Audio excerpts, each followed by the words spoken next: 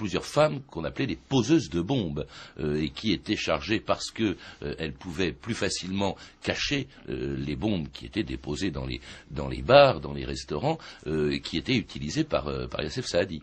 Alors c'est une grande singularité effectivement de la bataille d'Alger, c'est l'entrée sur le devant de la scène publique et politique des femmes algériennes. Ça c'est un grand moment. Inattendu d'ailleurs pour les militaires français.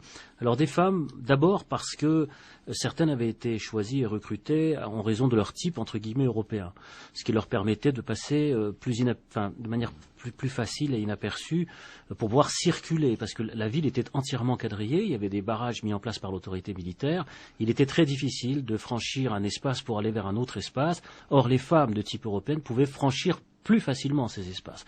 Et donc ces femmes ont joué un très grand rôle. Alors on connaît leur nom maintenant, Jamila Bouhired bien sûr, Zora Drif, et puis aussi Jamila Amran, qui ont joué un rôle politique très important. Elles ont toutes été arrêtées d'ailleurs dans le cours même, dans le développement de cette bataille d'Alger. Il y avait aussi Daniel Mine qui, elle, était effectivement européenne. Quelques Européens qui soutiennent l'action du FLN, comme par exemple ce communiste Fernand Yveton, qui sera arrêté